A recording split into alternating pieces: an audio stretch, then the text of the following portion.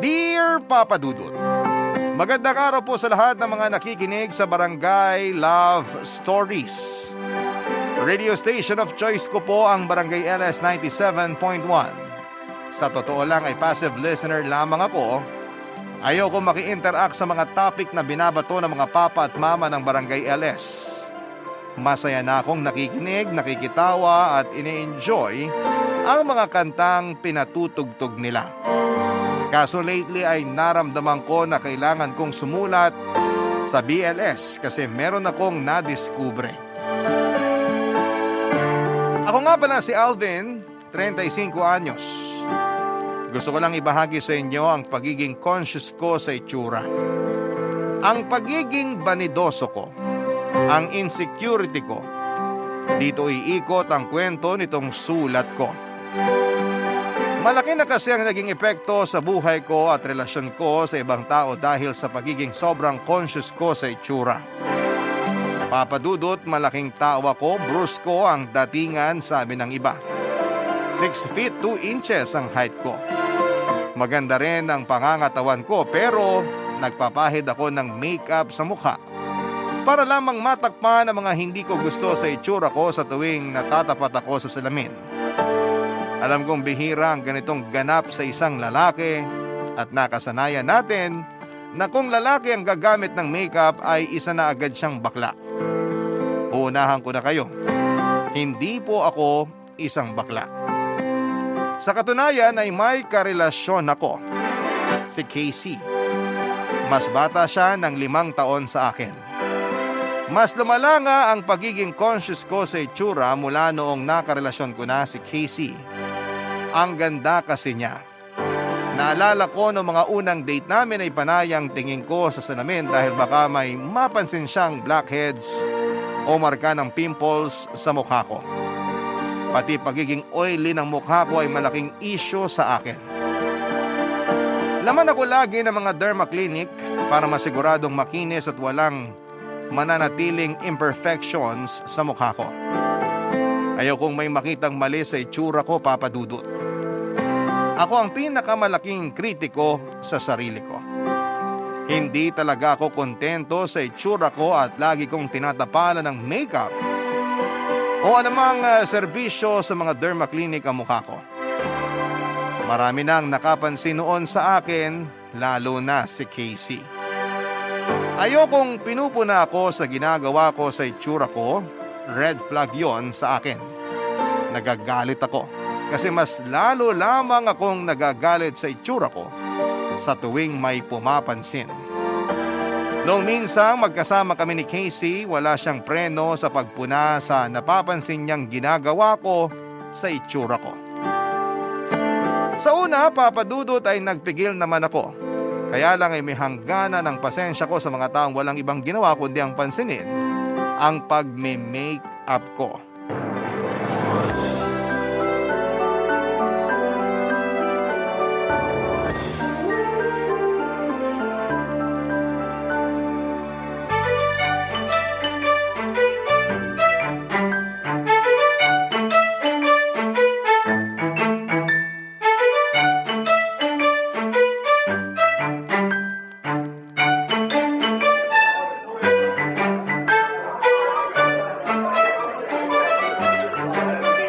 Sa wakas, Oh, bakit?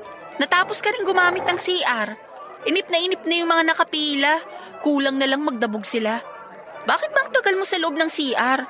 Diarrhea? Hindi inayos lang. Nag-ayos ka ba ng sasakyan sa loob ng CR?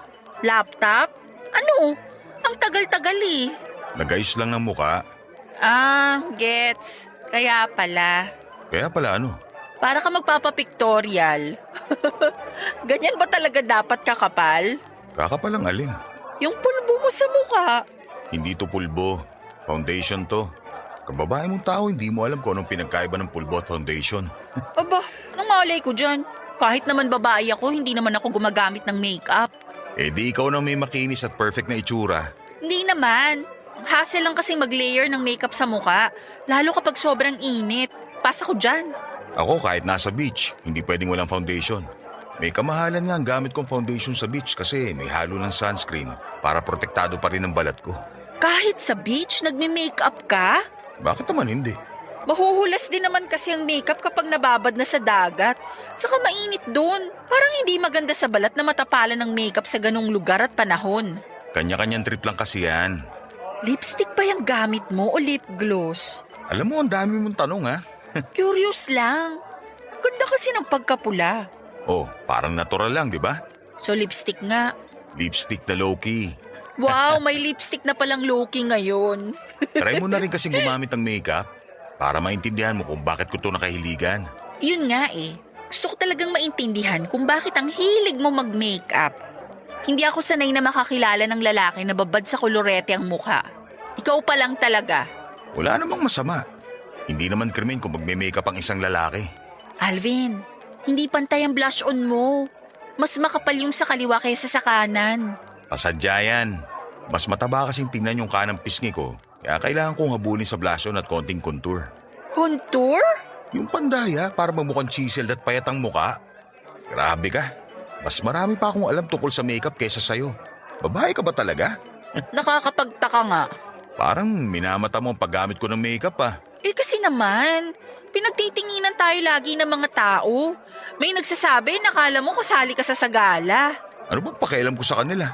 Eh minsan kasi nahihiya na akong ipagtanggol ka. Eh di wag mo ako ipagtanggol.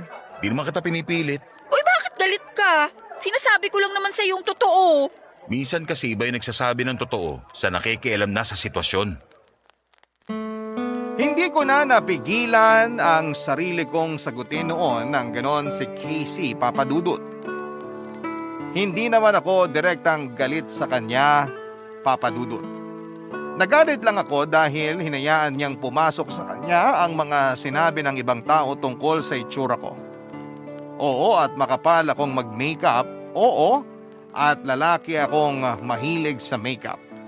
Pero inaano ko ba sila para kutyain at punain nila ako? Hindi ko naman yon ginagawa para sa kanila. Nagsorry naman kagad si Casey sa akin.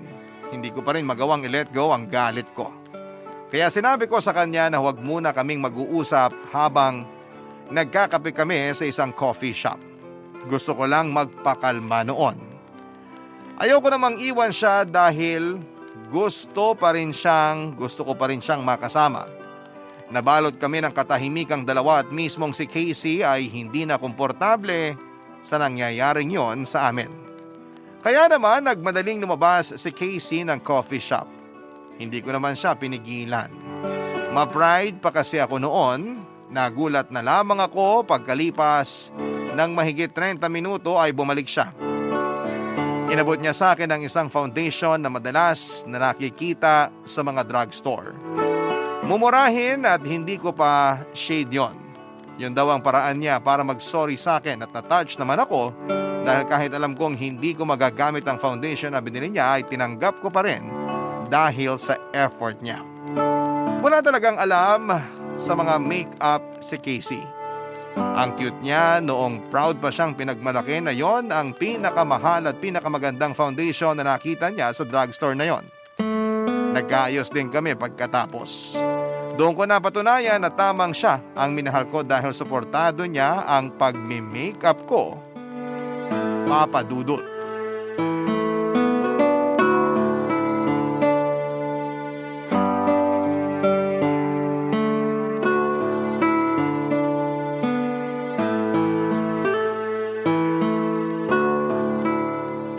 Anong oras ang laban mo sa basketball mamaya? 7 p.m. pa naman. May oras pa tayo para mag-cuddle.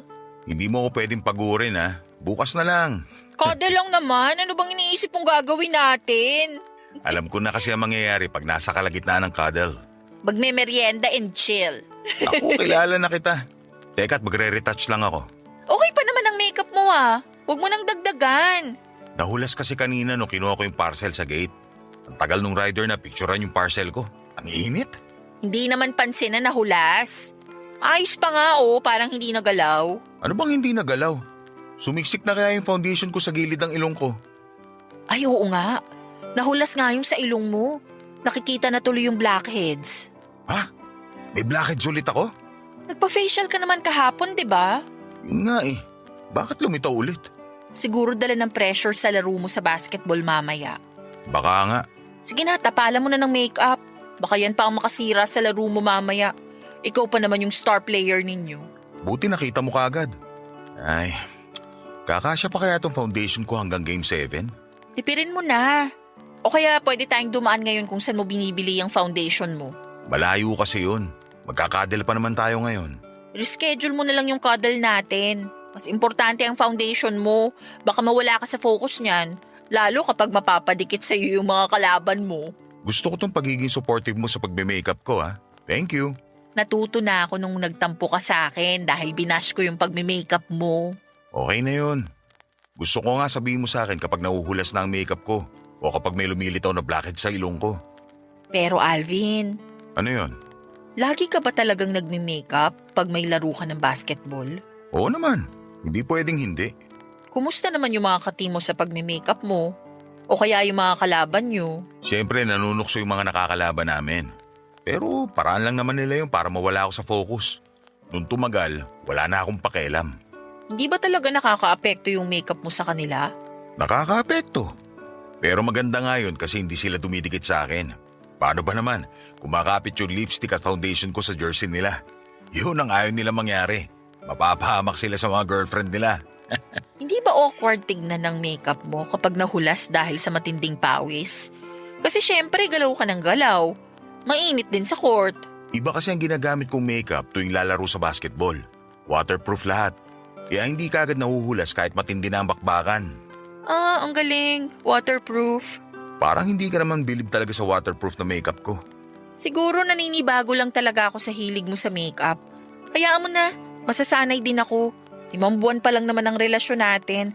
May time pa para mag-adjust. Pasensya na kung ito ang inabutan mo sa akin, ha. Bago ka pa man dumating sa buhay ko, ganito na talaga ako. Ah, okay lang yun. Kasama sa package mo yung pagme-makeup mo, kaya tatanggapin ko yan. Basta wait mo lang ako makapag-adjust, ha? Niyakap ko si Casey bilang pasasalamat sa pagsubok niyang pagtanggap sa akin. Hindi naman kasi biro ang ginagawa niyang pagka-adjust. Hindi ko naman siya pwedeng madaliin at pilitin, Papa Dudut. Unti-unti, yun naman ang sinabi ko sa kanya. Alam kong hindi siya komportable minsan o madalas kapag may laban ako sa basketball at naka-makeup ako. Lalo kapag napapansin niyang pinagtitinginan at kinakantsawan ako ng palihim ng mga nakakakita sa akin. Gustuhin man niya akong ipagtanggol ay alam kong hindi niya magawa dahil baka mas lalo lang akong mapahiya.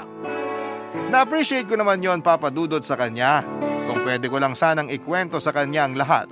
Pero hindi ko pa magawa. Mahina pa akong balikan ang nakaraan ko. Basta ang alam ko, nasa elementarya pa lamang noong nagsimula akong magpahid ng pulbo sa mukha ko. Tanda ko noon, grade 5 ako nang tuksuhin ang mga kaklase ko na mukha raw magaspang at hindi nahihilamusan ang mukha ko. Dinamdam ko yon, Papa Dudut. Kaya naman nagpasimple akong pumasok sa kwarto ng tita kong nagpalaki sa akin. Gamit ang panyo ko ay kumuha ko ng pulbo sa tukador niya. Binuhos ko yon sa panyo ko at yon ang ginamit ko sa tuwing nasa klase ako. Nabawasan naman ang mga nanunukso. Nagmukha na raw akong fresh. Hindi ko ipinakita sa kanila na nagpupulbos ako. Pasimple ko yung pinapahid sa CR o sa likuran ng kantin namin sa school. Sa una, 1 beses lang sa isang araw ang pagpapahid ko ng makeup. Hanggang sa naging 2 beses at nasobrahan pa. Umabot na kada palit ng subject ay nagpapahid ako ng pulbo. Nakahalata na ang tita ko dahil mabilis na nauubos ang pulbo niya. Kaya para hindi na ako questionin, iniipon ko ang baon ko sa eskwelahan, Papa Dudut, at pinangbibili ko ng mumurahing pulbo na magagamit ko sa pang-araw-araw bilang pangtakip ng mga imperfections sa mukha ko. Barangay Love Stories. Barangay Love Stories. Bukod sa itsura ay conscious din ako sa amoy ko. Mula bunganga hanggang talampakan. Lagi kong inaamoy ang hininga ko kada oras o kada kain. Hindi ako kumakain ng may bawang na pagkain dahil nakaka-conscious dumighay lalo na kapag nasa loob ka ng pampasaherong sasakyan. Panay din ang amoy ko sa pawis ko sa takot na may makapansin na mabaho ako. Kaya nga hindi rin ako nag-gym o kahit mag-jogging ay hindi ko magawa. Natatakot kasi ako na mapagpawisan. Dahil kapag pinagpapawisan ka ay matik na may amoy ka na. Madalas na rin akong nakakaubos ng pabango. Sa isang buwan ay 3 beses akong nakakaubos ng bote ng pabango. Lagi ko ring request sa laundry shop ay dagdagan ng Fabcon ng mga damit ko. Kahit magbayad pa ako ng extra. Napansin din yon sa akin ni Casey Papadudut. Sa pabango naman kami nagkakasundong dalawa. Mahilig din kasi siyang magpabango. Isa yon sa mga nagpa-in-love sa akin sa kanya. Lagi kasi siyang mabango at amoy presko. Kung hindi kami magkaintindihan sa makeup ay doon naman kami sa pabango maraming napag-uusapan. Marami siyang sinasuggest sa akin na pabango na nagustuhan ko. Panay nga rin ang regalo niya sa akin ng mga mamahaling pabango at nangihinayang man akong ubusin pero hindi ko magawang tigilan. Lalo kapag bangong-bango na ako sa bawat pahid o spray sa katawan o damit ko. Tumira rin kasi kami dati sa palengke noong mga unang taon ng buhay ko. Hanggang ngayon ay naaalala ko pa rin ang lansa ng mga isda na kumakapit sa damit ko sa tuwing pumapasok ako sa eskwelahan, Papa Dudut.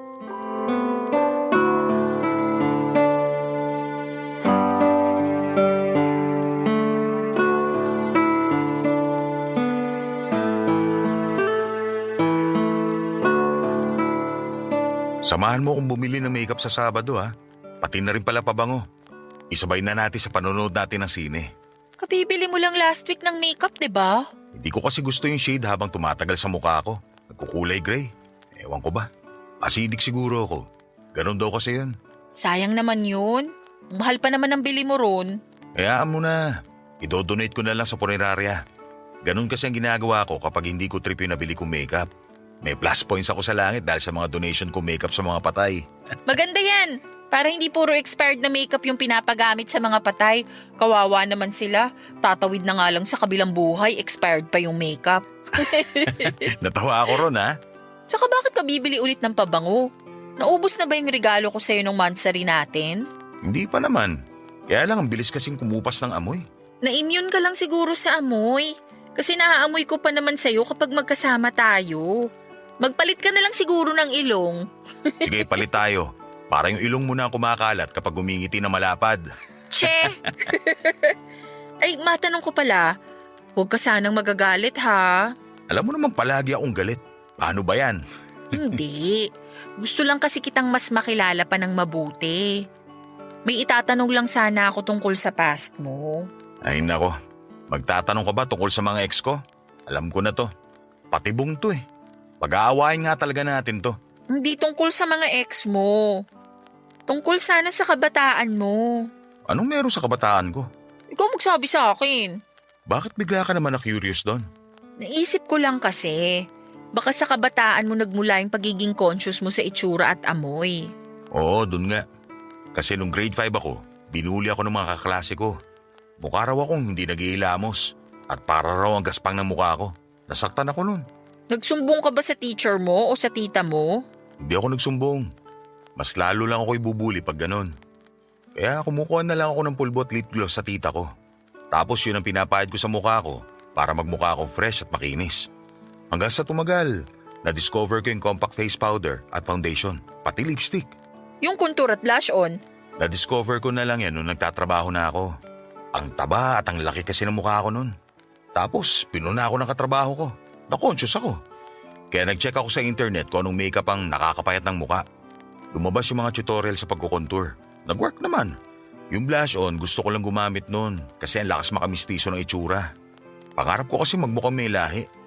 Eh di ba kapag mapula ang pisngi mo, sasabihin ka agad sa'yo tisoy ka o tisay ka. Ang lalim pala ng pinagmula ng pagiging conscious mo sa itsura mo, no? Ay, oo. Dahil sa mga nakapaligid sa akin kaya ako ganito. Nagpa-apekto ako sa kanila. Sila nagtulak sa akin na gumamit ng makeup. Pero sila rin nagtulak sa akin para kutyain ako dahil gumagamit ako ng makeup. Ang gulo, di ba? Ang komplikado ng mga tao. Masakit na katotohanan. Kung nakilala mo lang ako nung bata ka, pinagtanggol na kita sa mga bully. Talaga? Aba oo, nung nag-aaral ako para akong bodyguard ng mga kaibigan ko, ako ang taga-protekta sa kanila sa mga bully. Ako kasi ang pinakamatangkad noon at anak pa ako ng principal. Kaya walang nag-a-attempt namang bully sa akin. Naku, subukan lang nila. Sana nga nakilala na kita noon. Baka hindi ako ganito ngayon. Pwede pa naman kitang tulungan ngayon. Tulong? Paano? Papataasin ko ang self-confidence mo para hindi ka dumedepende sa makeup o sa kahit na anong pabango. Akong bahala sa'yo. Hindi mo nakakailanganin ng makeup. Nag-atubili ako sa sinadjust ni Casey Papadudut. Hindi ko ata kaya ang gusto niyang mangyari na huwag na akong gumamit ng makeup o pabango. Siguro sa pabango, baka kaya ko pang bitawan. Pero ang makeup parang hindi ko kaya. Sinabi ko sa kanya na pag-iisipan ko pero pinilit niya ako. Marami siyang sinabing magagandang bagay sa itsura ko na hindi na kailangang takpan pa ng makeup. Aaminin kong nasiyahan ang puso ko sa mga sinabi niya. Umangat ang tingin ko kahit papaano sa itsura ko. Nakalimutan kong panandalian ang mga masasakit na pangbubuli sa akin noong nag-aaral pa lamang ako. Pinaramdam sa akin ni Casey na walang masama sa itsura ko kahit na wala pang tapal ng kolorete. Naiyak na nga ako noon pero sinubukan kong pigilan. Nakumbinsin na nga ako ni Casey na huwag gumamit ng make-up Papadudut. Nag-start lang kami noong wala kaming pasok sa trabaho. Dahan-dahan lang. Habang nakastay kami sa kondo niya ay hindi niya ako pinag-makeup o pinaggamit ng pabango. Hindi naman kami lumalabas ng kondo. Nasa loob lamang kami noon.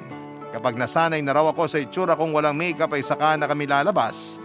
At doon ay susubukan ko kung kaya ko ng ilantad sa mundo ang itsura ko. Kahit kasi nasa bahay lang ako o kahit tulog ay naka-makeup pa rin ako. Kaya yun ang unang beses na wala akong pinahid na kahit na ano maliban sa sunscreen at moisturizer. Nailang ako sa itsura ko. Hindi ko halos matignan ang mukha ko sa salamin pero panay naman ang papuri ni Casey Papadudut. Hindi ko alam kung totoo yun o sinasabi lamang niya para makampante na ako.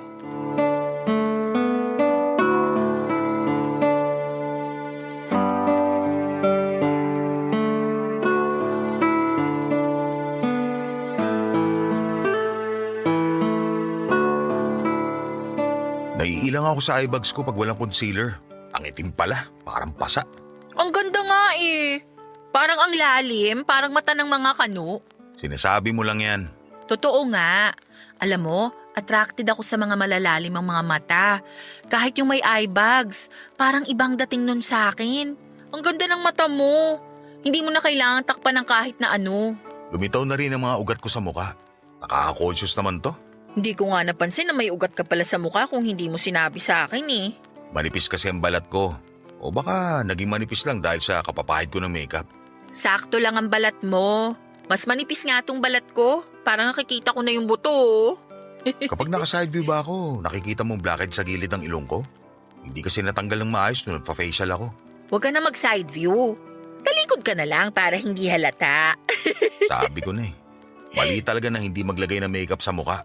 Joke lang, ito naman. Hindi naniniwala sa mga papuri ko pero sa biro ko, oo. Alam mo naman kung gaano ako ka-broken dahil sa mga bully, hindi ba? Puro negative na ang pinaniniwalaan ko sa sarili ko. Yan ang kailangan nating i-workout. Yung pagmamahal mo sa sarili mo. Mahal ko kaya ang sarili ko. Kaya nga ako bumibili ng makeup at pabango eh. Para magmukha ako laging presentable at kamahal-mahal. Kung mahal mo ang sarili mo, hindi mo na yan kailangang itago sa likuran ng mga makeup o pabango. Lagi ka talaga may pangontra sa mga sinasabi ko, no? Lagi ako may pangontra sa pagiging nega sa sarili mo. May kaibahan yun. Natatabaan ako sa pisngi ko. Mas kapansin-pansin tuloy na hindi pantay ang kaliwang pisngi ko sa kanan. Lahat naman ata ng tao hindi pantay ang kaliwa at kanang pisngi. Nakukuha sa diet yan. Yan ang alam ko. Gusto ko iparitoke itong pisngi ko. Ipapabawas ko ang taba at ilalagay ko sa balakang yung matatanggal na taba. Ha? Kung ano-anong naiisip mo, ayos naman. Huwag mo nang galawin yung itsura at balakang mo. Para akong nakahubad sa pinagawa mo sa akin. Oy, gusto ko yung nakahubad ka. Seryoso ko. Hindi ako komportable. Paano bang hindi ka komportable na nakahubad? Gustong gusto mo ang nakahubad sa harapan ko. Ayaw mo pa rin ako seryosohin. Ikaw naman kasi tong hindi sumiseryoso sa ginagawa natin. Gusto kitang tulungan, Alvin. Gusto kong mabawi mo yung pagmamahal mo sa sarili mo. Yung hindi ka didepende sa makeup o pabango. Masaya naman ako kasi gumagamit ako nun. Bakit mo ba ako pinipigilan? Kasi hindi mo naman kailangan. Paano kung sabihin ko sa'yo na yun na nagpapasaya sa akin? Ako? Hindi ba ako nakakatulong para mapasaya ka? Mas masaya ako sa makeup kaysa makasama ka. Hoy, bawiin mo yung sinabi mo. Ayoko. Ayoko bawiin. Isa pang pagkakataon. Bawiin mo yung sinabi mo. Maghiwalay na tayo. Nabigla si Casey sa pakikipaghiwalay ko. Kahit ako ay nabigla.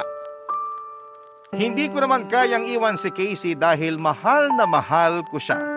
Siya lang ang pinakamagandang nangyari sa buhay ko pero ewan ko ba. Noong time na yon ay naguluhan na ako sa mga biglang pangyayari. Naguluhan ako sa mga pinipilit niyang gawin ko. Hindi naman buo ang puso ko na talikuran ng pagmi-makeup at pagpapabango. Pero pinipilit niya ako. Kahit alam kong maganda naman ang intensyon niya pero nabigla ako, Papa Dudut. Sinunod ko siya noong una dahil ayokong madismaya siya sa akin at mapagmulan niyo ng away. Pero natuliro ako sa mga papuri niya. Hindi ko alam kung bakit at hindi ko kayang tanggapin ang mga papuri niya sa akin. Sa tuwing pinupuri niya ako ay laging may sumisiksik sa utak ko na negatibo. Laging mali ang tingin ko sa mga sinasabi niya.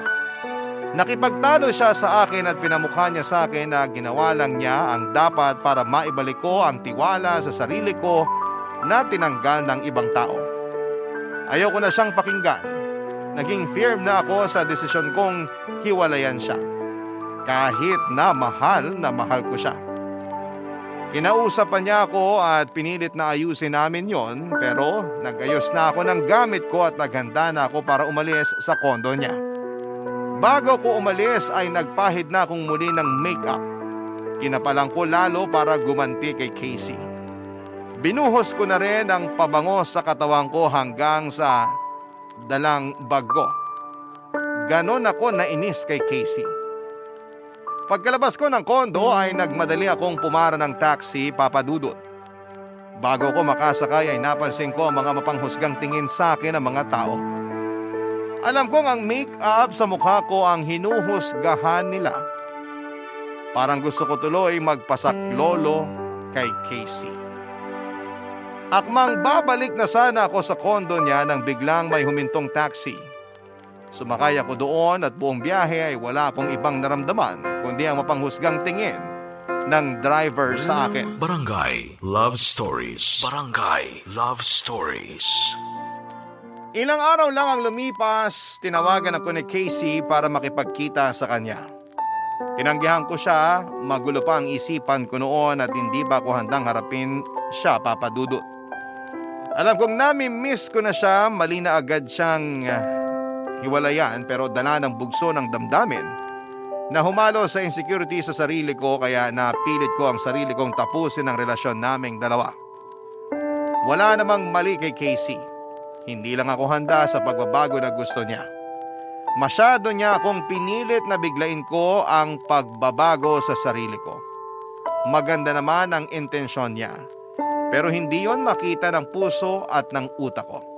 Sinabi ko sa kanya na kailangan ko ng oras para makapag-isip-isip. Pinagbigyan naman niya ako, Papa Dudut, pero makalipas lamang ang isang linggo ay pinilit niya ulit ako. Pinaliwanag ko sa kanya na hindi ko pa siya kayang harapin. Alam kong para sa inyo ay mababaw lang ang mga pangyayaring ito. Pero malaki kasi ang sugat ko. Nadali yon ni Casey nang pilitin niya akong magbago at umahon. Mas lalo lang lumalim ang sugat at mas lalo ko lamang tuloy gustong talikuran yon. Mas lalo akong nahirapan nang maging aware ako sa sarili ko at sa mga sugat ko. Sana pala hindi na lamang inungkat yon ni Casey. Sana hindi na lamang ako pumayag na ungkatin niya yon. Hanggang sa isang araw, dala ng kagustuhan ni Casey na magkaayos kami, pinuntahan niya ako sa bahay nang walang pasabi. Nabigla na naman ako sa ginawa niya. Lumakas ang kabog ng dibdib ko at naalala kong muli ang mga trauma ko na inuungkat ni Casey. Nagmakaawa siya sa akin na kausapin ko siya, Papa Dudut. Ilang ulit yon at nakakarindi.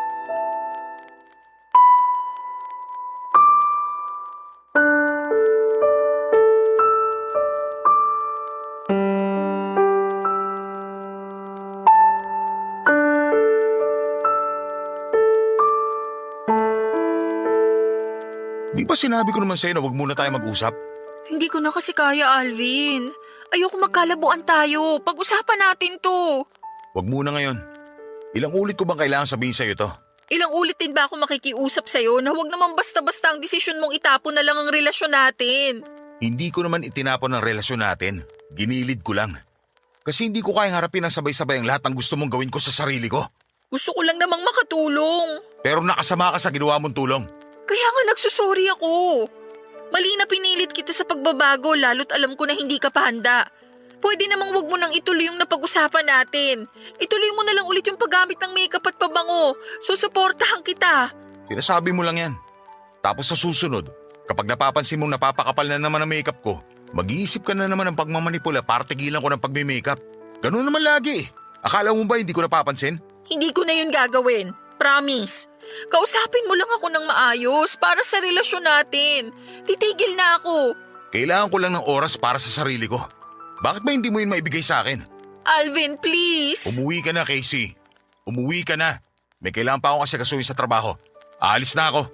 Alvin! Alvin! Huwag mo akong iwan dito!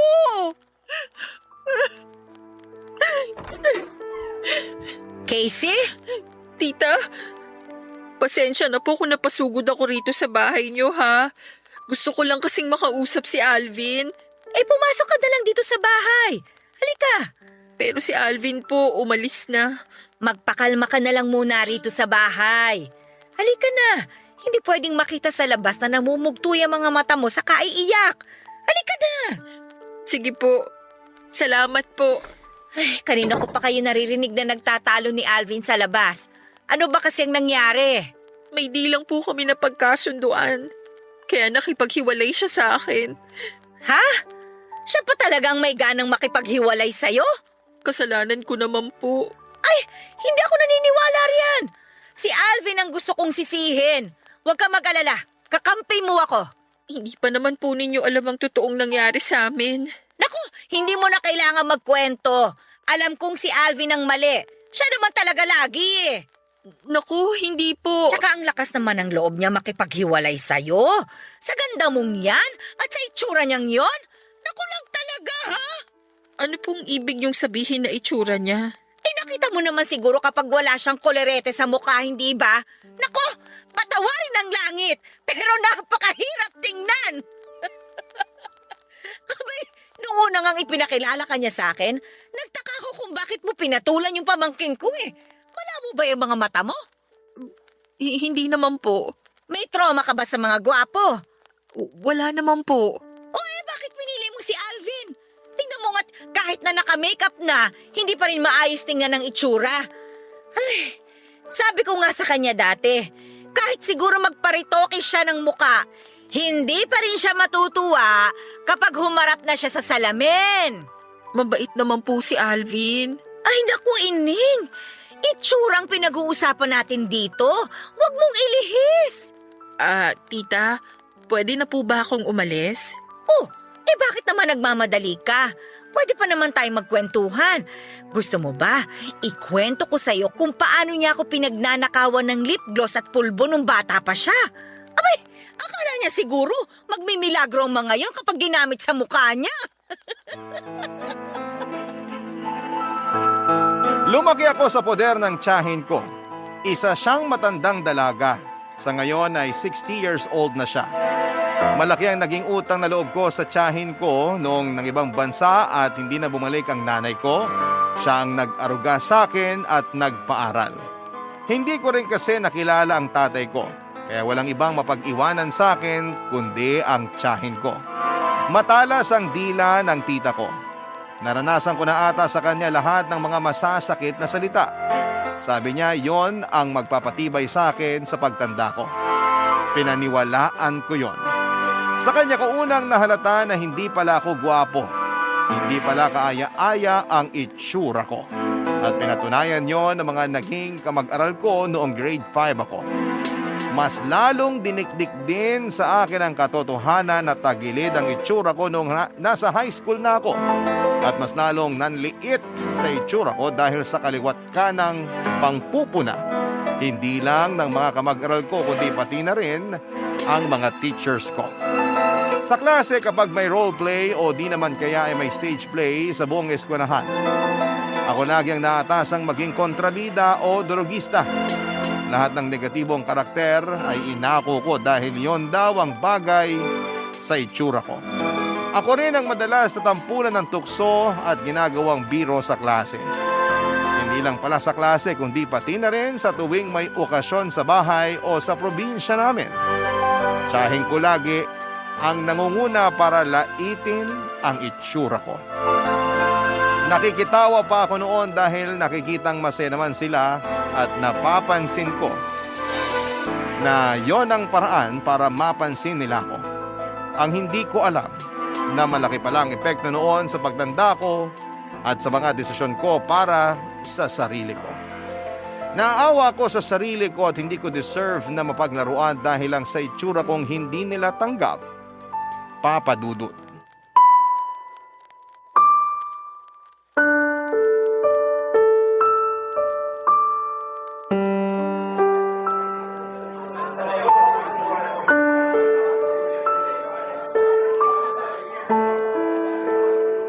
Salamat kasi gusto mo na ulit akong kausapin. Wala naman ako ibang choice. Lagi mo akong kinukulit. Sorry. Gusto lang kitang makausap, hindi dahil gusto kong makipagbalikan. Para saan pala itong pag-uusap natin? Nung pinuntahan kita sa bahay nyo at iniwan mo ko, pinapasok ako ng tita mo sa bahay nyo. Ano kinalaman niya dito? Hindi ako natuwa sa mga sinabi niya tungkol sa'yo. Pati tita ko sisiraan mo na rin? Hindi ko siya sinisiraan. Gusto kong sabihin sa'yo ang totoo. Anong totoo? Anong ibig mo sabihin? Bakit hinahayaan mong pagsabihan ka niya ng hindi maganda tungkol sa itsura mo? Wala namang masama sa mga sinasabi niya. Paraan lang niya yon para patibayin ako at sabihin ang totoo. Hindi katulad mo na puro peke ang sinasabi tungkol sa itsura ko. Siya ang nagpamukha sa'yo na hindi ka gwapo. Na hindi karapat-dapat ang itsura mo sa kahit anong salamin sa mundo. Naiintindihan mo ba kung anong impact nun sa'yo? Tumibay ako dahil sa mga sinabi niya sa itsura ko. Tumibay o rumupok ang tingin mo sa sarili mo? Kung hindi dahil sa kanya, hindi ako mamumulat sa katotohanan na hindi naman talaga ako gwapo. At least hindi lumaki yung ulo ko at hindi ako nasobran sa confidence sa sarili ko. Pinakita niya sa akin ang realidad sa itsura ko. Wala masama ron. Pero ang mga nagsabi ng hindi magaganda sa itsura mo nung grade 5 ka, minasama mo? Kasi bully sila. Gusto lang nila akong laitin. Hindi mo ba nakikitang parehas lang ang mga bully na yon sa tita mo? Magkaiba sila ng intensyon. Magandang intensyon ni tita. Kahit kailan hindi naging magandang intensyon ng mga taong namumuna sa itsura ng kapwa. Hindi mo kasi maintindihan. Sinasabi lang ni tita na pangit ako para hindi ako yumabang. May tamang paraan para turuan ng isang tao para hindi maging mayabang. Alam mo ba kung paano niyang paulit-ulit na sinabi sa akin na hindi ka karapat-dapat sa akin? Hindi naman talaga. Hindi ko nga alam kung bakit pinatulan mo ako eh. Ang hirap mahalin ang itsura ko. Yan mismo ang punto ko. Dahil sa mga dinidikdik sa utak mo ng tiyahin mo, kaya ang baba ng tingin mo sa sarili mo. Kaya ngayon, naiintindihan ko na lahat. Mali ang pagkakaintindi mo. Mali ba? Kasi sa tingin ko tama ang napapansin ko. Kung paano mo laging binabagsak ang sarili mo dahil sa itsura mo. Kung paanong paulit-ulit kang nagtatago sa kapal ng makeup na pinapahid mo sa mukha mo. Lahat yan dahil naniniwala ka sa mga sinasabi ng tita mo. Wala siyang ibang gustong mangyari kundi mapabuti ako. Siya ang nagpalaki sa akin. Minahal niya ako bilang sarili niyang anak. Kaya huwag ka na magsalita ng ganyan sa kanya. Tingnan mo nga kung gaano kalalim ang sugat na ginawa niya sa'yo. Na hindi mo na makita ang mali sa ginagawa niya. Kasi wala naman talagang mali. Wala naman talagang issue. Ikaw lang to nagpapalaki ng lahat. Ayos naman na kasi. Tanggap ko naman ang sinasabi niya na kumakapit lang ako sa makeup para magmukhang tao. Alvin! Tanggap ko naman na masasayang lang ang pera ko kapag nagparitoke ako. Kasi sabi niya, wala rin naman magiging pagbabago. Kaya tanggapin ko na lang na pangit ako. Mas madali yun. Mas madali yun, di ba? Alvin, hindi! Nasaktan ako nung pinagkakalat niya na ninakaw ko rin yung lip gloss niya. Pati yung nakatago niyang pulbo noon. Mali ko naman yun. Kasi pinipilit ko magmukhang gwapo kahit hindi naman pwede. Tama naman siya eh. Wala nang pag-asa tong mukha ko. Hindi totoo yan! Napatawad ko naman siya sa lahat ng mga sinabi niya tungkol sa itsura ko. Pero ang hindi ko magawa ay mapatawad ang sarili ko. Dahil naniwala ako sa lahat ng sinabi niyang mali tungkol sa mukha ko.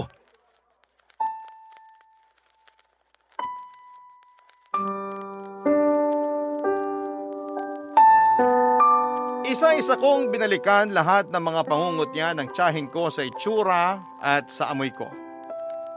Nanikip ang dibdib ko habang inaalala ang mga masasakit na panlalait niya sa akin, Papa Dudut. Panlalait na nagtulak sa akin para magtago sa pulbo. Panlalait na nagtulak sa akin para lumapit sa mga katulad niyang mapagpuna sa itsura ng iba. Doon kasi ako naging komportable at nasanay, Papa Dudut. Sa mga katulad ng tiyahin ko na walang ibang ginawa kundi ang husgahan ang itsura ko. Mali pala yon. Kaya ako naging komportable sa panlalait dahil akala ko ay iyon ang tama. Kaya ako naging komportable sa mga taong lagi akong hinahanapan ng mali kasi yon ang nakasanayan ko. Yon ang sa tingin kong deserve ko. Pero mali pala yon. Kahit kailan ay hindi naging tama ang mangpuna ng kapwa. Mabuti na lamang at pinadala ng Diyos si Casey sa buhay ko. Kung hindi dahil sa kanya, hindi matatanggal ang piring na nilagay ng tiyahin ko sa mga mata ko. Nakita ko na ang katotohanan. Pagkatapos noon ay nagpasya na akong umalis sa bahay, Papa Dudut. Pinigilan ako ng tiyahin ko pero hindi ko na siya nilingon pa. Kailangan kong makalayo sa kanya para masanay ako sa mabubuting tao at bagay. Alam kong hanggat kasama ko siya ay mauulit lamang ang pangit na tingin ko sa sarili ko. Nakakaawa naman ang kalagayan ko kung ganon, hindi ko nahahayaang may mang-alipusta pa sa akin. Dahil lamang sa itsura ko. Kung walang ibang tao ang magtatanggol sa itsura ko, bakit ba hindi ko yun gawin para sa sarili ko? Maraming salamat po sa pagbabahagi ng kwento ko sa inyong programa, Papa Dudut. Naway, nakapagmulat ako ng mga mata dahil sa kwentong ito. Susubaybayan ko ang mga susunod ninyong kwentong puno rin ng aral sa Spotify. Muli maraming salamat po sa inyong lahat, ang inyong kapuso at kabarangay, Alvin. Dear Papa Dudut, ang mahirap sa isang relasyong nagtapos na ay kapag nananatili pa rin ang pagmamahal mo sa taong binigyan mo ng pagkakataong pumasok sa iyong puso. Uulitin ko po para sa mga hindi pa nakakaalam. Georgette na lang ang itawag ninyo sa akin. At sa nauna ko pong sulat sa inyo ay naikwento ko kung paano ko nakilala ang ex-boyfriend kong si Dino sa pamamagitan ng kaibigan kong si Tati. Perfect boyfriend na sanang maituturing si Lino kung hindi lang dahil sa dala-dala nitong family issues na siyang unti-unting sumira sa pagsasama naming dalawa. Para itong anay na sinira ang matibay naming relasyon. Sa huli pagkatapos ng halos 9 na buwang pagsasama, mas pinaboran ko ang peace of mind ko at nakipaghiwalay ako kay Lino kahit na alam ko sa sarili kong siya pa rin talaga ang itinitibok ng puso ko. Pagkatapos ng breakup ay nag-delete agad si Lino ng social media. After all, ako ang dahilan kung bakit nagdesisyon siya na gumawa ng mga account. Pero dahil wala na kami ay wala na rin siyang rason para gumamit ng SOCMED. At kahit nasaktan ay never akong nag-vent o nagpasaring sa Facebook, kaya naman hindi aware ang pamilya at mga kaibigan namin sa nangyari. Since si Tate ang nagreto kay Lino sa akin, natural lang na siya ang unang makaalam sa nangyaring hiwalayan.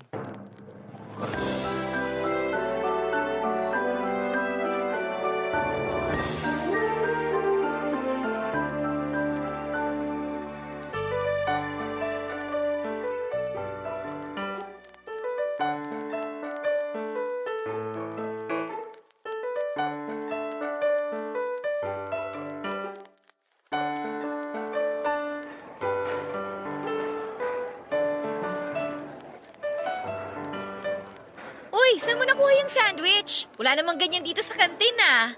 Baon ko to.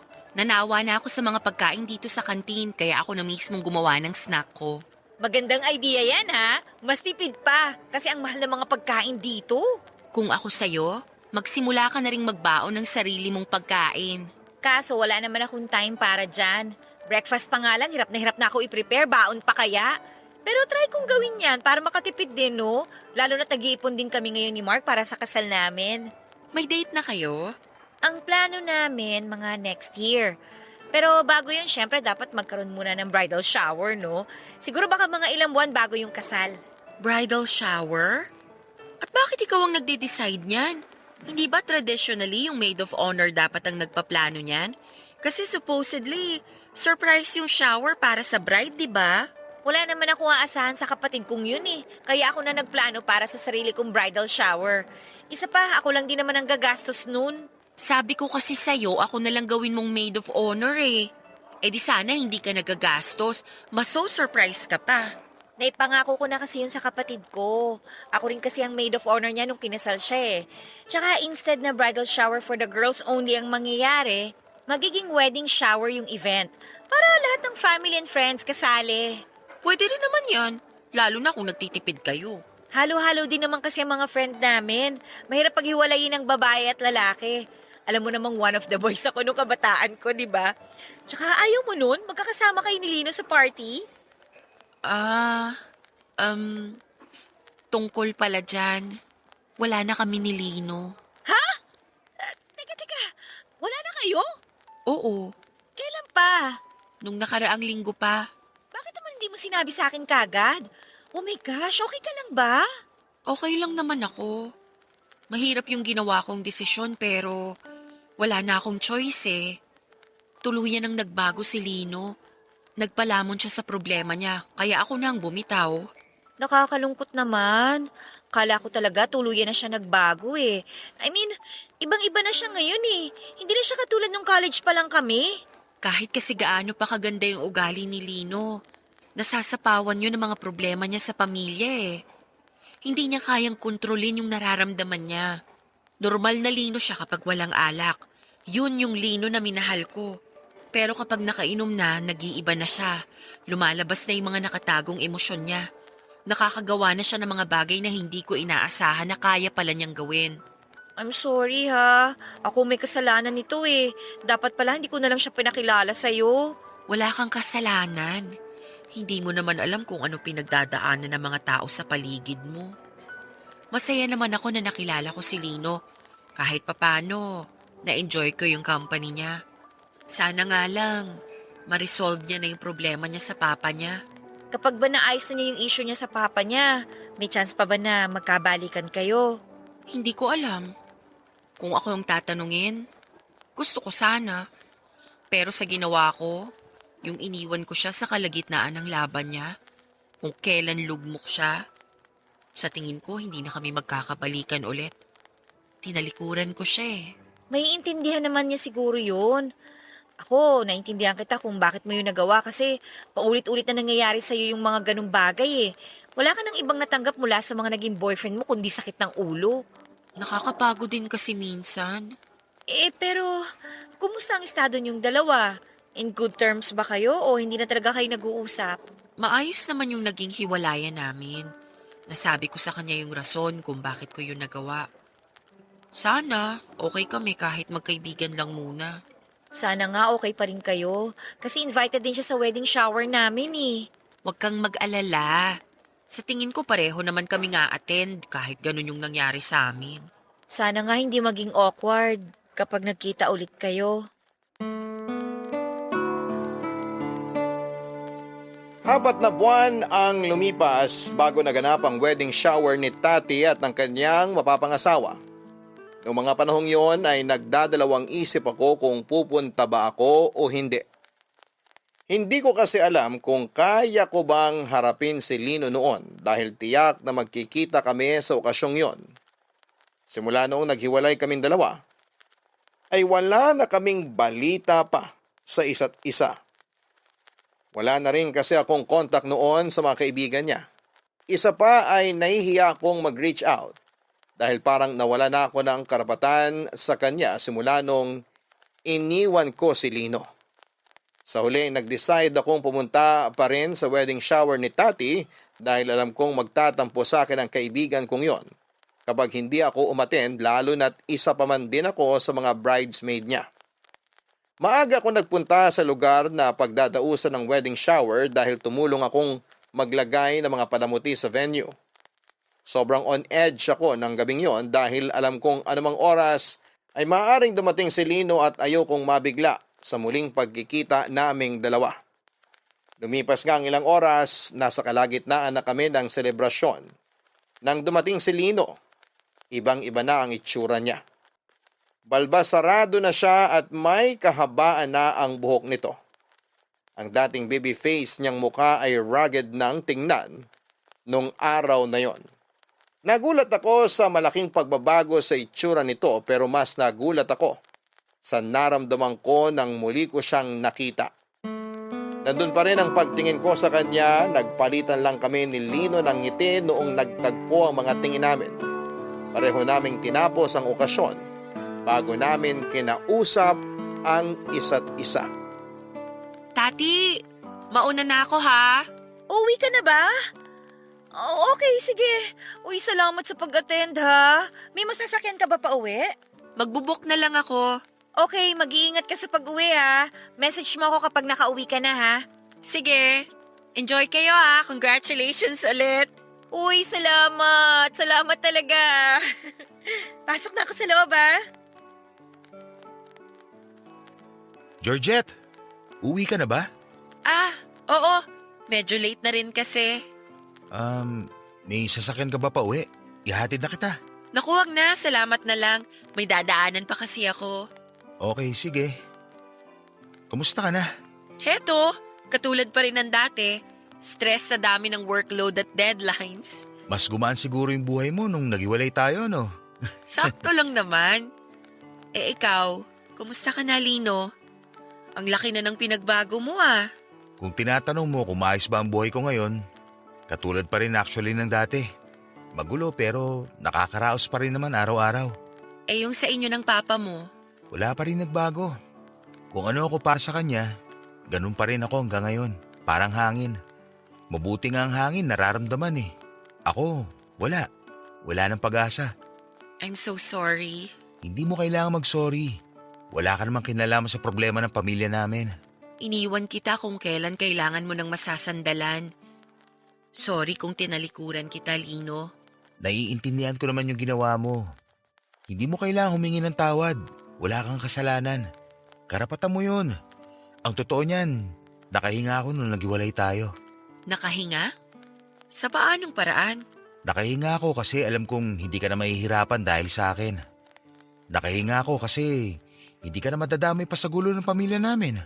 Ikaw na nga yung sinaktan ko pero hanggang sa huli, kapakanan ko pa rin ang iniisip mo. Dahil nga katulad ng pangako ko sa'yo, hindi ako magiging katulad ng mga ex-boyfriend mo. Yun nga lang, sa hiwalayan lang din pala mauwi yung relasyon natin. Sorry kung hindi ko yun napanindigan. Siguro, sign din yon na pareho tayong hindi handa para sa relasyong inaasahan natin. Pero aaminin ko, na-miss kita. Ako rin, na-miss kita. Minsan, binabalikan ko yung mga masasayang araw na magkasama tayo. Napapaisip ako ng, what if nagstay ako? What if hindi ako bumitaw? May magbabago kaya? Sa tingin ko, wala. Walang magbabago kasi yung pakikipaghiwalay mo sa akin ang nagsilbing eye-opener sa buhay ko. Eye-opener? Paano? Narealize ko na hindi pwedeng ganito na lang ako palagi. Hindi ako makakaahon mula sa pinagdadaanan ko kung ako mismo nagtutulak sa sarili ko para malunod. Noong nakipaghiwalay ka sa akin, narealize ko na kailangan ko nang harapin tong problema ko. At kung sakali mang wala na talagang chance na maayos pa ang pagsasama namin ni Papa, kailangan ko nang tanggapin yun. Good luck. Dalangin ko na ano man ang maging outcome nitong pagharap mo sa problema mo, sana makayanan mo. Hindi ko naman tuluyang isinasara yung pinto ko sa'yo eh. Kapag kailangan mo ng makakausap, nandito pa rin ako para makinig. Kahit bilang kaibigan, handa kitang suportahan. Ang ibig bang sabihin nito, pwede pa rin tayo maging magkaibigan? Oo naman. Seryoso ka? Oo. Kaibigan lang muna. Salamat. Dahil friends na tayo, baka naman pwede na kitang ihatid. Walang mali siya. Sige na nga. Hatid mo na ako. Medyo mahal din pag nag-book ako pa uwi eh. Tara, doon ako banda nakapark. Papa Dudut, hindi ko inaasahan na magiging maganda ang araw na yon para sa akin. Akala ko noon ay mauwi sa awkwardness ang muling pagkikita namin ni Lino, pero kabaliktaran nito ang nangyari. Sobrang nag-enjoy ako sa party na nangyari dahil kay Lino. Napainom nga ako ng wine nang wala sa oras. At for the first time ay nakasalo ko si Lino sa inuman. Taliwas sa inaasahan ko ay nakontrol naman ni Lino ang alkohol na iniinom nito. Nagulat nga ako dahil maaga siyang tumigil sa pag-inom. Hindi siya nagwala o nakipag-away na ayon sa mga kaibigan niya ay bago lang sa kanya. Hindi ko alam kung dahil ba nandun ako kaya naging maayos siyang kasama sa inuman o baka naman tuluyan na talaga siyang nagbago. Kung yun man ang nangyari ay masaya ako para sa kanya, Papa Dudut. Dahil sa muling pag-uusap namin ni Lino ay nanumbalik ang koneksyon naming dalawa. Nagsimula muli kami bilang magkaibigan at aaminin ko na iba ang naging pagsasama namin ng time na yon kumpara noong magkasintahan pa kami. Naging mas open sa akin si Lino at minsan ay sa akin pa siya humihingi ng advice at nagtatanong kung ano ba ang dapat at tamang gawin kapag hindi siya makapagdesisyon. Kaibigan ang naging turing niya sa akin at naramdaman ko ang kaginhawahan nung sa wakas ay nagsimula na niya akong pagkatiwalaan. Isang bagay na hindi ko naramdaman noong boyfriend ko pa siya. Dahil sa pagiging open sa akin ni Lino ay unti-unti kong nalaman ang totoong kwento ng kanilang pamilya. Papa Dudut, noong naging kami ni Lino ay naka-close ko na rin ang mga kaibigan niya. Nung nalaman nila ang hiwalayan sa pagitan naming dalawa ay naging concerned din sila sa akin. Pero nung nakita nilang okay naman kami sa isa't isa, ay nanatili kaming magkaibigan kahit na may pinagdaanan kaming dalawa, ay natuwa sila. May pagkakataon nga noon na ini-invite pa ako ng mga kaibigan ni Lino na lumabas para magkape o mamasyal sa ibang lugar. Minsan ay may mga pagkakataon na tinutokso nila kami na magkabalikan na lamang dahil parang wala naman daw nagbago sa aming dalawa. Pero ang hindi nila alam ay mas naging komportable kami ni Lino sa isa't isa. Simula noong naging magkaibigan lang muna kami. Wala na kasi yung pressure ng magpa-impress sa bawat isa dahil wala na kaming romantic relationship na pinangangalagaan. Sa mga sumunod na buwan ay nakita ko ang pagbabago sa ugali ni Lino. Unti-unti siyang bumalik sa dating siya. Pero katulad ng sinabi ko, hanggat hindi naaayos ang gusot sa pagitan nilang dalawa ng kanyang ama, ay wala talagang pagbabagong mangyayari. Muling pinaalala sa akin ni Lino ang rason kung bakit ako nakipaghiwalay sa kanya nung muli siyang nagpalamon sa espiritu ng alak. Nagkaroon noon ng birthday party ang isa sa mga kaibigan nito sa Tagaytay. Naimbitahan ako sa okasyon na yon at doon ay nagkaroon ng inuman. Napunta ang usapan ng grupo sa pagiging single parent dahil ilan sa mga kasamahan namin ay may mga anak na. Medyo sensitive ang topic na yon para kay Lino at na-trigger ang personal issues nito. Dala na rin ang kalasingan ay nagkaroon ng misunderstanding si Lino at isa sa mga kaibigan niya. Nag-init ang ulo ni Lino at nagwala siya sa puntong hindi na siya maawat ng mga lalaking kasama namin doon. Ang palitan ng masasamang salita ay nauwi sa pisikalan. Kinailangan na lang umuwi ng isa sa kanila para matigil na ang mga gulo. Matapos ang nangyaring away ay naiwan si Lino sa pangangalaga ko habang nagpapalamig ito ng kanyang ulo, Papa Dudut. Aw! Aray! Sorry. Masakit ba? Medyo mahapde. Ang bigat ng kamay mo eh. Malamang mahapdi. Singsing ba naman ang tumama dyan sa mukha mo eh? Oh, Huwag mong iiwas yung mukha mo. Lilinisin ko yung sugat. Pasensya na kanina. Hindi ko napigilan yung sarili ko. Akala ko ba nagbago ka na? Sa dami kasi ng pwedeng pag-usapan, bakit sa magulang pa napunta yung topic? Hindi naman nila sinasadya yun eh. Siyempre, matatanda na tayo. Hindi na bago yung topic na yun sa atin. Lalo na yung iba sa mga kasama natin may anak na. Nakaka-personal lang kasi. Pinersonal mo kasi. Nakikipagbiruan lang naman sila tapos ikaw tong napikon. Sino hindi mapipikon dun? Sinabihan ako hindi ako mahal na magulang ko.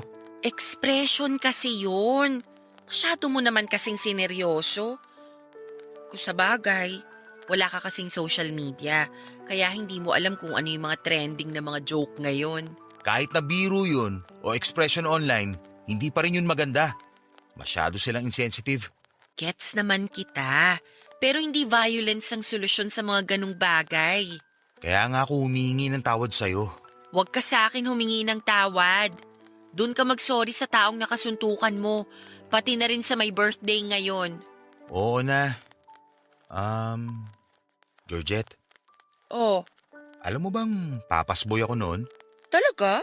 Nung bata ako, mas close kami ni Papa. Ako yung laging kasakasama niya kahit saan siya magpunta. Lagi nga niya ako sinasama sa trabaho niya noon eh. Si Kuya naman, sila ang close ni Mama. Ano ba kasing nangyari? Paano kayo nagkaroon ng alitan ng papa mo? Nahuli ko siyang may ginagawang kalokohan. Bispiras ng Pasko noon. Pagkatapos kumain ng Noche Buena, nagsitulugan kami kagad kasi pagod. Ako, naiwan akong gising kasi may kausap ako sa phone. Tapos, napansin ko si Papa na lumabas ng bahay. Sinilip ko siya mula sa bintana ng kwarto ko. Nagtaka ako kasi 2:00 na noon. Tapos, imbis na gumamit ng sasakyan, naglakad lang siya. Anong ginawa mo? Sinundan mo siya? Oo, lumabas ako. Sinundan ko siya kasi gusto ko malaman kung saan siya pupunta ng ganong oras. Pagdating sa pangatlong kanto mula sa bahay namin, isang kotse yung nilapitan niya tapos sumakay siya sa loob. Sino naman yung nasa loob ng kotse? Babae.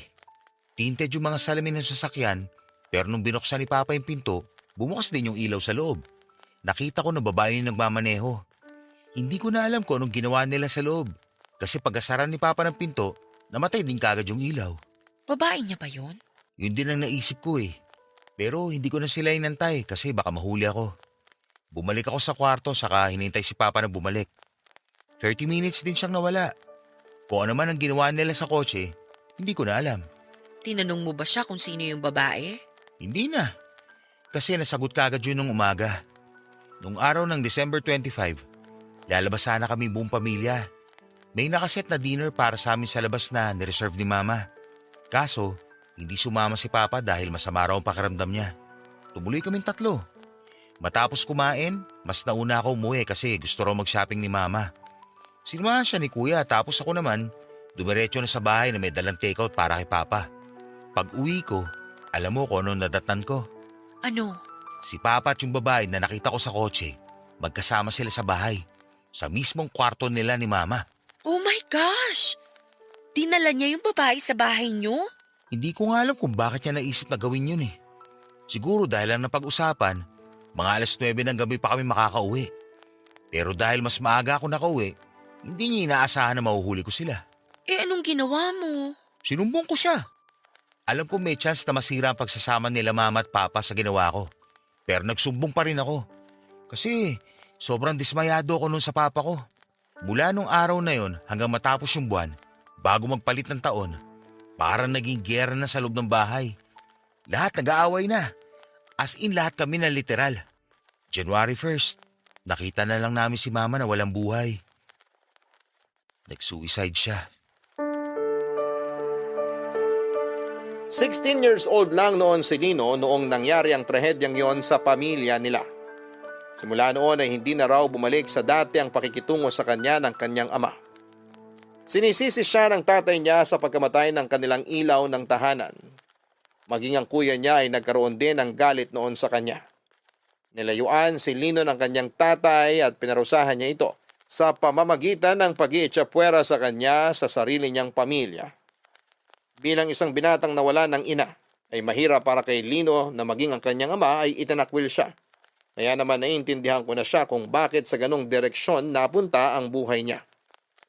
Nang gabing yon ay buong magdamag kaming nagkwentuhan ni Lino tungkol sa naging buhay niya.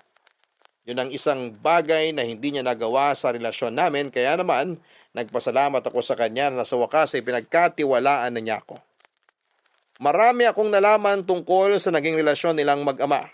Matapos mamatay ang mama nito, halos 1 taon din pala noong walang kibuan sina Lino at ang papa niya. Ganon din ang kuya niya sa kanya. Hindi siya kinikibo. Si Lino kasi, ang sinisisi nila sa nangyari sa kanilang ina. Pero kalaunan ay natutunan din naman siyang patawarin ang kanyang kapatid. Yun nga lang, ang kanyang papa kailanman ay hindi na siya pinatawad. Sa mga sumunod pang mga taon ay nagsimulang maikumpara si Lino sa kanyang nakatatandang kapatid. Mas lalo raw naramdaman ni Lino noon kung paano ang mag-isa sa buhay. Walang kakampi, walang masasandalan. Kaya naman noong kabataan ni Lino ay naging rebelde siya. Lagi siyang naipapatawag sa dean's office. Ilang beses siyang nasususpend dahil laging napapaaway at pumapasok sa klase ng lasing. Pero ang lahat ay nagbago nung dumating sa buhay niya si Tati na noon ko lang nalaman ay naging ex-girlfriend pala ni Lino. Oo, naging boyfriend ko nga si Lino nung college kami. Bakit hindi mo sinabi sa akin? All this time, hindi ko alam may past pala kayong dalawa. Parang hindi naman kasi kailangan sabihin yun eh. Para saan pa? Matagal nang nangyari yun, kaya hindi ko na kailangan ungkatin pa yun. Pero kahit na, magkaibigan tayo, dapat aware pa din ako dun. Sorry ha, kala ko naman kasi hindi na big deal yun eh. Hindi mo naman kailangan mag-sorry. Nagulat lang ako nung nagsabi sa akin si Lino na ikaw pala ang dahilan kung bakit pilit niyang binago ang buhay niya. Nung naging magkaibigan kami, paglipas ng mga ilang buwan, tsaka niya ako niligawan. Pareho kaming medyo pasaway nun eh, kaya parang compatible kaming dalawa. Ayun, di sinagot ko siya. Nagtagal ba kayo? Hindi, 1 buwan lang yata yung naging relasyon namin.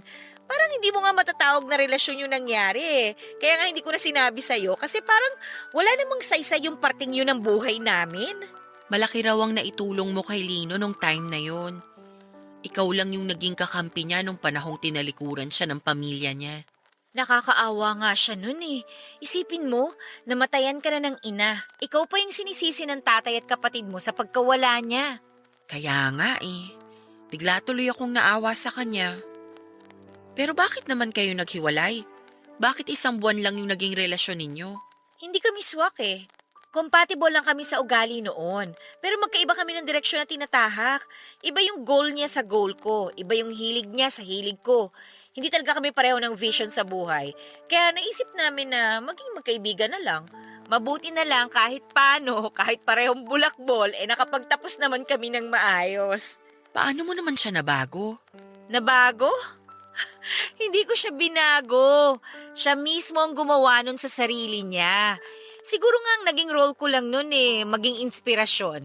Mula sa pagiging bad boy, inayos niya yung buhay niya para sa akin. Hindi ko naman siya pinilit kusa lang niyang ginawa yun. Alam mo, si Lino kasi, kahit na palaaway yun, kahit na matapang at kinatatakutan siya noon, deep inside, may mabuting loob yung taong yun Naging bato lang yung puso niya dahil sa nangyari sa kanya. Pero mabuti siyang tao. Ang problema nga lang, kahit anong pilit ang gawin niyang pagbabago, nahihila talaga siya pabalik dahil sa pagiging matigas sa kanya ng tatay niya. After college, anong nangyari sa kanya? Ayun, nagkanya-kanya na kami pagkatapos gumraduate. Sa mga sumunod na taon, wala na akong nabalitaan sa kanya Naging busy na rin naman kasi ako sa paghahanap ng trabaho noon. So paano kayong naging close ulit? Mga 3 or 4 years ago yata nung nagkita ulit kami. Alam mo, ang laki ng pinagbago niya. Sobrang successful na niya. Ibang-iba na siya compared nung college kami. Ang kwento niya sa akin, tinulungan daw siya ng kapatid niya para makahanap ng trabaho. Kaya nga nung pinakilala ko kayo sa isa't isa, akala ko naman wala nang problema. Kasi ako, nagawa ko namang alisin yung masamang ugali ko Kaya akala ko ganun din siya. Yun pala, front lang yung pagiging green flag niya. Parang ganun na nga yung nangyari. Para siyang bahay na maganda sa labas, pero sa loob, sobrang gulo. Pero tama yung sinabi mo na mabuting tao si Lino. Ramdam ko yon. Ang gusto ko lang malaman, anong klaseng trauma ba kasi ang inabot niya sa tatay niya para magkaganon si Lino? Ay nako, grabe yung tatay niyang yun. Kahit siguro mamatay si Lino, walang pakialam yung tatay niya eh. Mabuti nga nandyan yung kuya niya na laging nagbabantay sa kanya. Ay, paano kaya natin siya matutulungan, no? Alam mo, suporta lang ang kaya nating ibigay sa kanya kasi siya lang mismo makakatulong sa sarili niya eh. Either tanggapin na lang niya na kahit kailan hindi na siya mamahalin ng tatay niya o magpapatuloy siya sa ginagawa niyang pagsira sa buhay niya para lang magpapansin sa sarili niyang ama. Papadudot na pagtanto ko na hindi lahat ng nakikita ng ating mga mata ay totoo. Best example na doon si Lino na sa unang tingin ay para bang napaka-successful niya sa buhay. Akalain mong nasa kanya na ang lahat pero kapag nakilala mo siya ay marami pala siyang tinatagong sugat mula sa kanyang nakaraan. Mahirap husgahan ng isang tao na ang tanging nais lang naman ay ang pagkalinga at pagkilala mula sa sarili niyang mga magulang. Nahabag ang loob ko para kay Lino at sa parehong pagkakataon ay humanga ako dahil kahit papaano ay nakaya niyang dalhin ang mga problema niya ng ilang taon. Nakonsensya din ako na sa halip na tulungan at sasamahan ko siya sa mga problema niya ay iniwan ko pa siya. Medyo selfish ako sa part na yon pero nung nalaman ko ang totoong kwento ay handa naman akong suportahan siya sa pagharap niya sa kanyang problema. Buwan ang lumipas na natiling matatag ang pagkakaibigan namin ni Lino. Parang ang walang nagbago sa samahan namin. Kung ano kami noong magkasintahan pa lamang kaming dalawa ay ganun pa rin ang turingan namin kahit na magkaibigan na lamang kami. At ang kaibahan nga lang ay wala na kaming anumang romantic feelings na ipinapakita para sa isa't isa. Kapag hindi nakainom ay maayos namang kasama si Lino. Sana nga ay hindi na lang naimbento ang alak nang sa ganon ay hindi lumabas ang ibang ugali nito. Masyado na kasing malala ang anger issues ni Lino na lalong natitrigger kapag nahaluan ng alak ang sistema niya. Masyado siyang sensitive sa mga bagay kapag lasing na at yon ang ikinababahala ko tuwing tumitikim ng alak si Lino. Kaya naman bilang kaibigan ay sinubukan kong gawin ang lahat para maiwasan nito ang pag-inom ng alak. To be fair ay willing naman si Lino na baguhin ang pagiging palainom niya. Yun lang ang tanging maitutulong ko sa kanya dahil wala naman akong ibang magagawa pagdating sa problema nilang mag-ama. Noong sinabihan ko siya na gusto ko siyang tulungan, at least kahit na anger management lang niya, ay nakita ko naman ang kooperasyon niya sa akin. Umiwas siya sa alak at hindi na siya noon lumalabas para magwalwal. Ang ginawa namin ay uminom na lamang kami ng kape sa labas at naging misyon na naming dalawa ang tikman ang lahat ng kape sa buong Metro Manila. Occasionally ay tumitikim pa rin naman si Lino ng alak lalo na kapag may gatherings o okasyon. Pero kapag kasama niya ako ay nalilimitahan lamang ito at nasasabi sa akin ni Lino na ang dahilan kung bakit siya nalulong sa alak ay yun na lang daw kasi ang tanging paraan para maibsan ang tampo at sakit na nararamdaman nito sa kanyang ama. Kahit paano papadudot ay kasama ang mga kaibigan sa inuman, ay naramdaman niya ang halaga niya bilang isang tao at naiintindihan ko yon. Pero dahil kasama na niya ako, kahit papaano ay ako na ang pumawi sa lumbay na nararamdaman nito. Halos kalahating taon ding iniwasan ni Lino ang pag-inom ng alak. Unti-unti ay bumalik nga si Lino na nakilala at minahal ko. Unti-unti ay nakita ko ang pagbabago sa buhay nito. Mula sa lalaking punong-puno ng hinanakit sa buhay, ay naging masiyahin at mas open na siya sa mga tao papadudot. Kasabay noon, ay muling nanumbalik ang pagtingin ko para sa kanya. Ang naramdaman kong yon ay mas umigting pa nung sa wakas. Matapos ang mahabang panahon ay naisipan akong dalhin ni Lino sa kanilang bahay para ipakilala sa kanyang ama.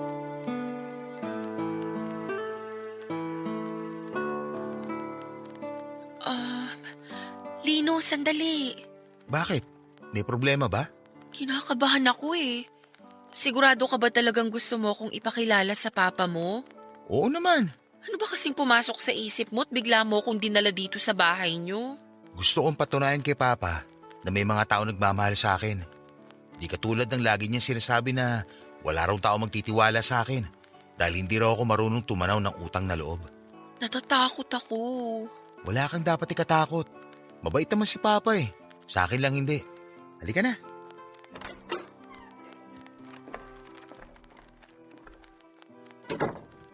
Pa? Ayun siya, halika. Pa, magandang gabi po. Kumain na po ba kayo? May kasama pala ako. Gusto ko siyang ipakilala sa inyo. Ito po si Georgette, kaibigan ko. Magandang gabi po. Magandang gabi rin. Ito po, may inuwi kaming pagkain para sa inyo. Kumain na ako. Ganun po ba? Ilalagay ko na lang po to sa ref para may kainin kayo mamaya sakali magutom kayo. Pwede nyo rin po itong gawing almusal bukas.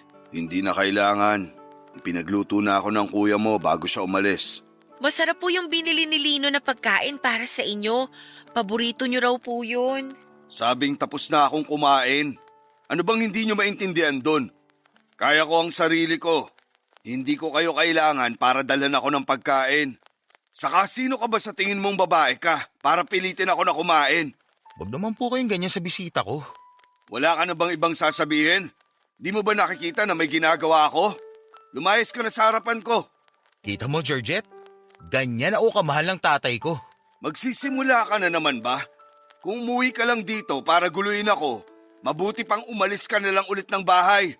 Hindi kita kailangan dito. Kahit naman sana ngayon lang. Magkunwari kayo, nag-aalala kayo sa akin. Ilang araw ako hindi umuwi. Hindi niyo man lang ba ako tatanungin kung saan ako galing? Bakit naman kita tatanungin? May magbabago ba? Lino, umalis na lang kaya tayo? Hindi. Nandito na tayo. Tapusin na natin to. Lino! Siguro nga pa, walang magbabago. Kahit anong gawin ko, kahit patayin ko pa ang sarili ko, hindi na magbabago yung puso nyo. Sa mahabang panahon, pinanghawakan ko yung alaala natin. Pinanghawakan ko yung amang kinalakihan ko na mabait, na may pangunawa, na mapagpatawad. Umasa ako na balang araw, kapag naghilom na ang lahat ng sugat, matatanggap niyo ulit ako bilang anak. Pero mukhang wala na talaga. Wala na tayong pag-asa. Kailanman hindi na maghihilom tong sugat na ginawa mo sa pamilya natin. Kasalanan mo lahat na nangyari. At gusto kong pagdusahan mo yon hanggang mamatay ako. Kasalanan ko ba talaga? Ako ba talaga yung sumira sa pamilya natin? Lino, huminahon ka! Sawa na ako eh. Pagod na ako sisihin ang sarili ko. Buong buhay ko, sarili ko pinanagot ko sa pagkakasira ng pamilya natin pa. Pero kung isipin, wala naman talaga akong kasalanan eh. Ang ginawa ko lang naman, sabihin kay mama yung totoo. Anong napala mo sa pagsabi ng totoo? Hindi ba namatay ang mama mo? Ikaw ang dahilan ng lahat. Kaya huwag kang umasta na parang wala kang ginawa para mamatay siya. Hindi ako pumatay kay mama. Ikaw! Ikaw mismo pumatay sa kanya! Hindi niya kinaya yung sakit dahil sa ginawa niyong panloloko. Kaya siya nagpakamatay.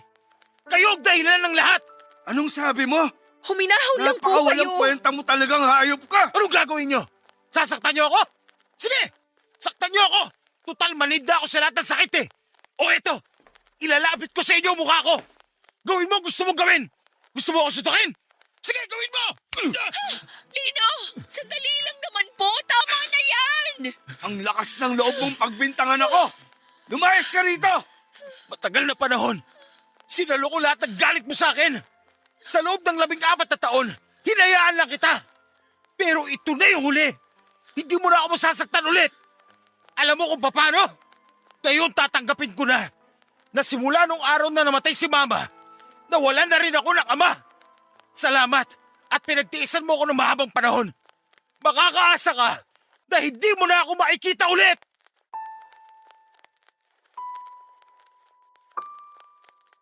Alam kong labis-labis ang galit na nararamdaman ni Lino nung umalis kami ng bahay nila.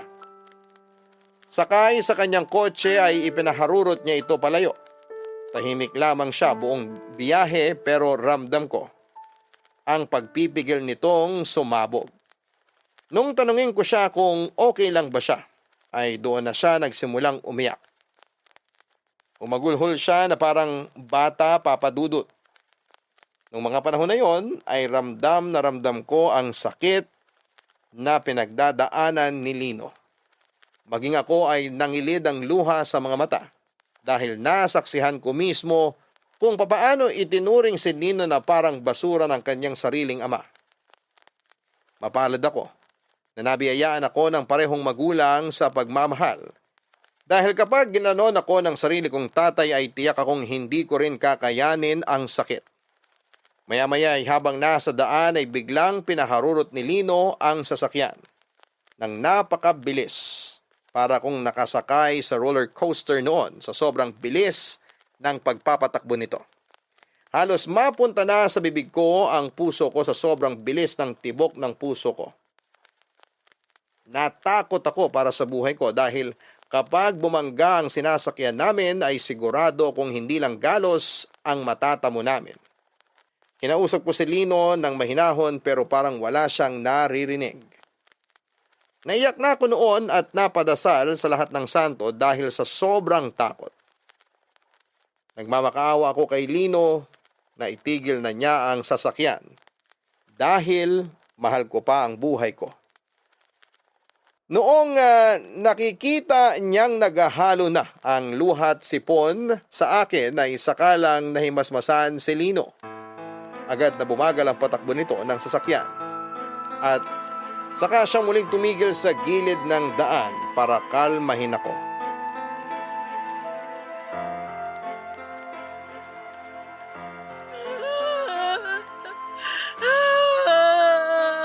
Georgette, sorry. Sorry, hindi ko alam kung anong pumasok sa isip ko. Nababaliw ka na ba? Gusto mo ba ako patayin? Sorry talaga. Akala ko talaga katapusan ko na. Akala ko mamamatay na ako. Hindi man lang ako aabot sa 30. Sorry na. Nadala lang talaga ako ng emosyon ko. Pasensya na kung nadamay ka pa. Dinadamayan naman kita sa mga problema mo ah. Pero ibang usapan na yung idadamay mo rin ako sa pagpapakamatay mo. Hindi ako magpapakamatay. Kahit gaano pa kabigat ang pinagdadaanan ko ngayon.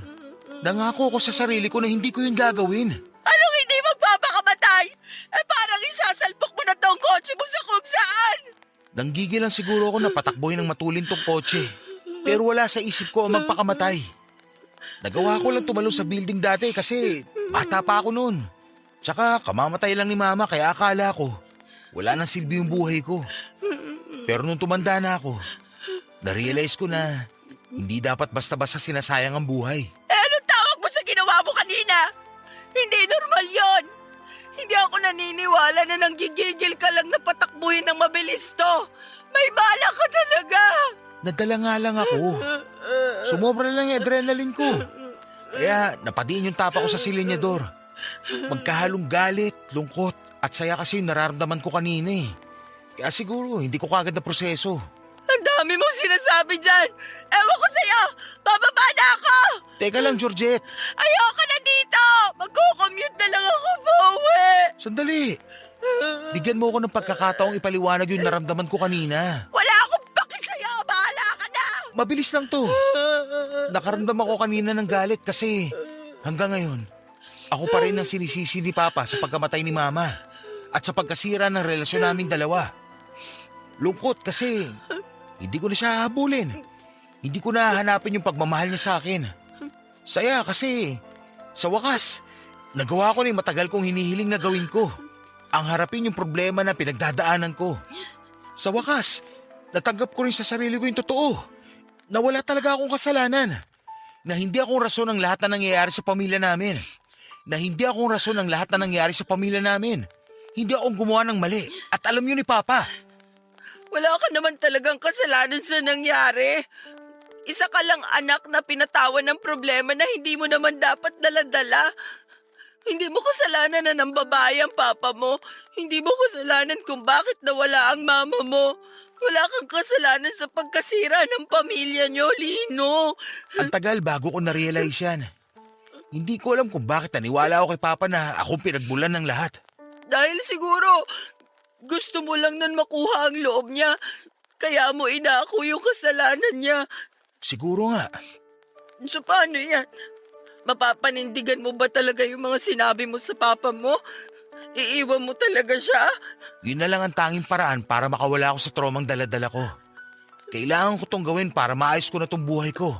Para sa ganun, bumalik ka na ulit sa akin. Hindi ko naman kailangang bumalik eh. Kasi nandito na ako ngayon sa tabi mo. Kasama mo na ako, oh. Oo nga, pero bilang kaibigan. Ang gusto ko, bumalik na tayo sa dati. Gusto ko ituloy ulit natin yung nasimulan natin noon. Georgette, maaantay mo ba ako? Yun lang naman talaga ang ginagawa ko ngayon eh. Inihintay ka. Pangako, kapag maayos na ang buhay ko, babalik ako sa'yo. Ibibigay ko relasyon na pinapangarap mo. Yung boyfriend na deserve mo. Pangako. Oo, pangako ko yan sa'yo. Sige, hihintayin kita. Hihintayin kong maayos mo ang buhay mo. Dalangin ko sana kung ano man ang pinagdadaanan mo ngayon. Malampasan mo lahat para maging masaya ka na rin.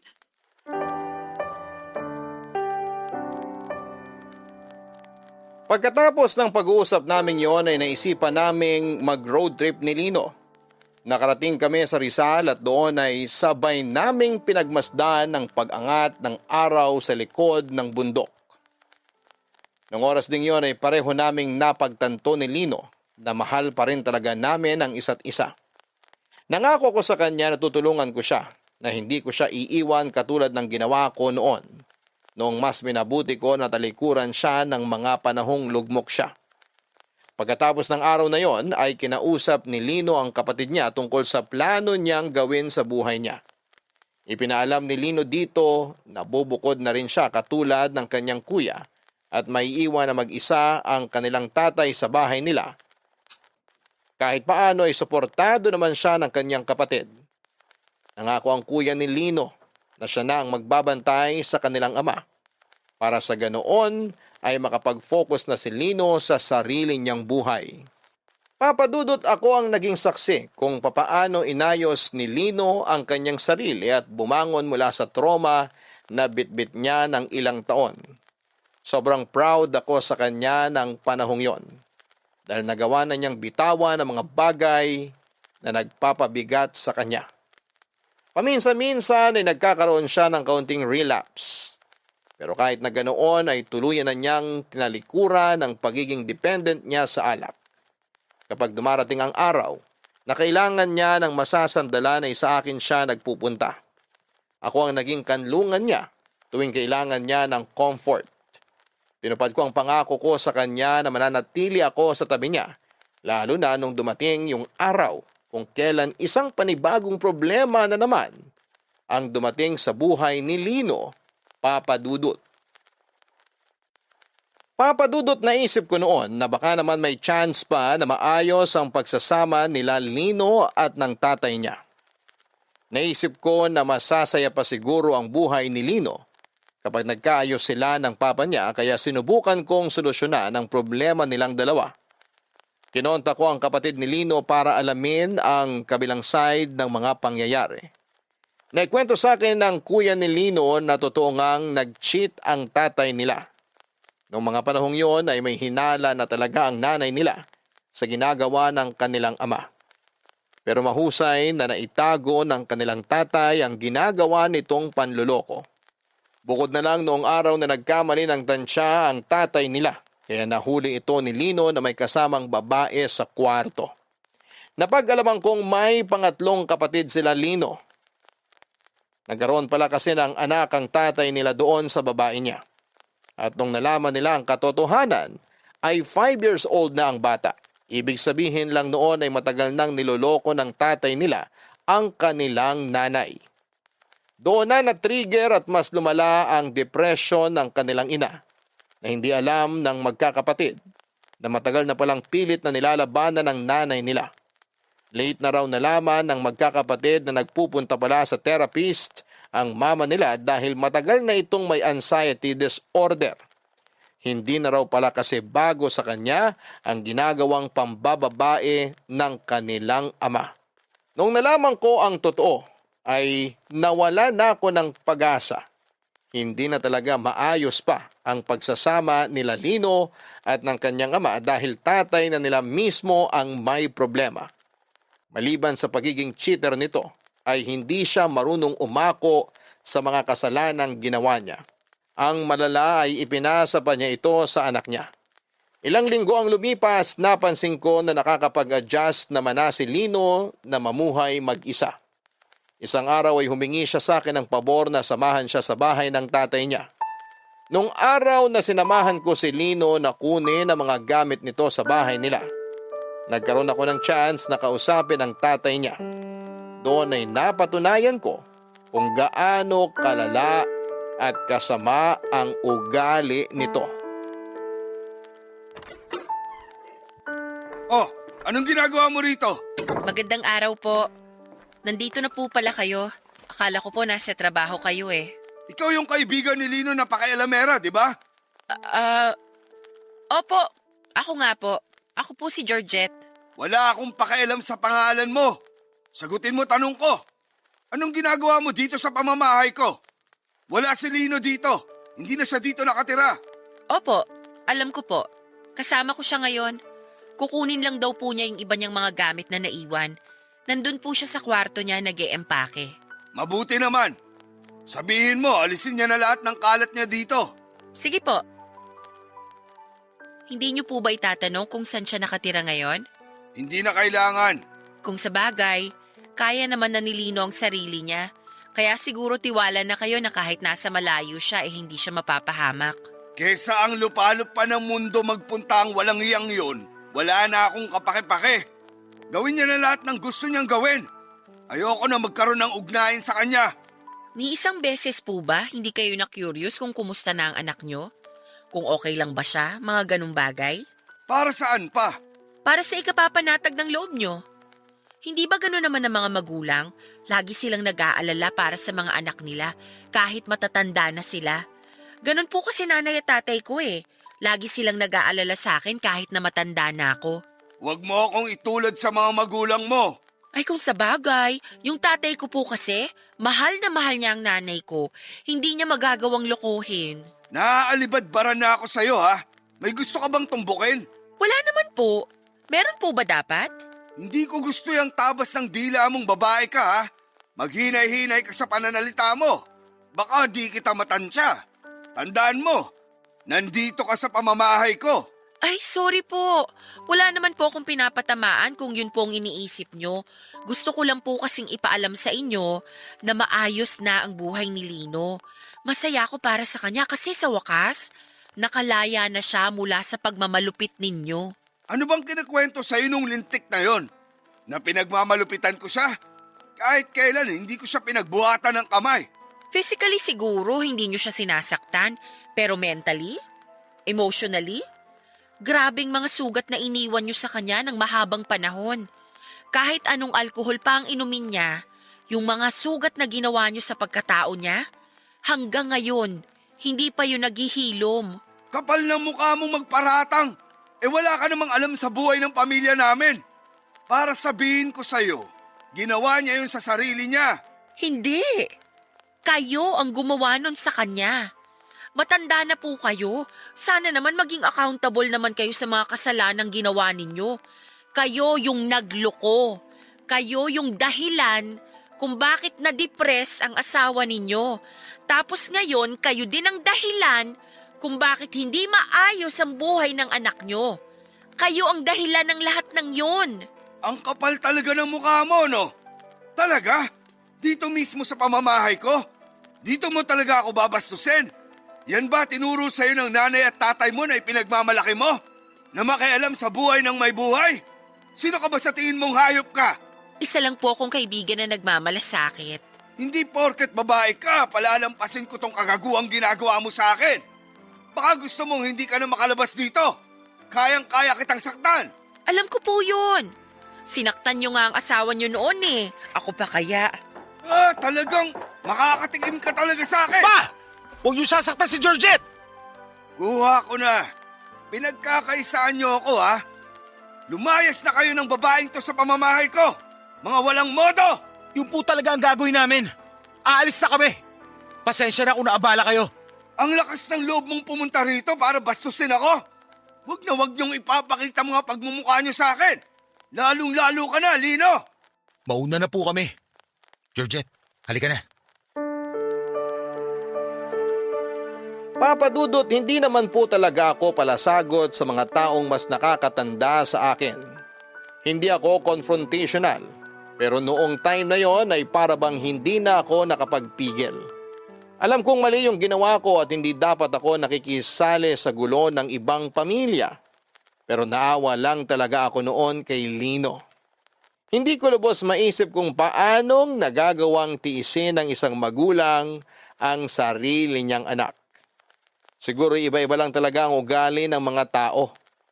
May mga magulang na itataya ang lahat para sa anak nila at may ilan namang hindi na kayang magpatawad pa at handang kalimutan ang pagiging magulang nila. Nakakalungkot lang na wala na talagang pag-asa pa na magkasundo ang mag-ama. Dahil doon ay nagpatuloy na lang si Lino sa buhay niya kung saan ay patuloy siyang kinasusuklaman ng kanyang ama. Halos isang buwan din ang lumipas simula noong tanggapin ni Lino ang katotohanan yon. Unti-unti ay binuo niya ang kanyang sarili sa tulong ko, ng kanyang kuya at pati na rin ng mga kaibigang nagmamahal sa kanya. Nakita ko kung paanong ang dating Lino na puno ng hinanakit, na humihila sa kanya pababa ay parang nagmistulang ibon na naging malaya na sa paglipad. Hanggang sa isang trahedya ang muling dumating sa buhay ni Lino. Isang araw ay nabalitaan na lang namin na patay na ang tatay nito. Umutok na ugat daw sa utak ang naging sanhi ng pagkamatay at ang balitang yon ang muling nagpabalik sa sakit at sama ng loob na pilit kinakalimutan ni Lino.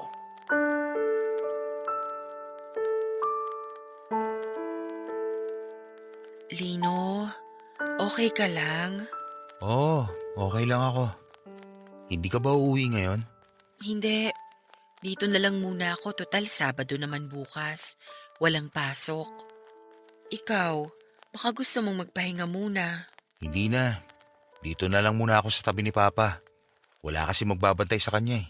Ilang gabi ka nang walang tulog. Kailangan mo ring magpahinga. Kasi baka mamaya, magkasakit ka niyan. Hindi rin naman ako makakatulog eh.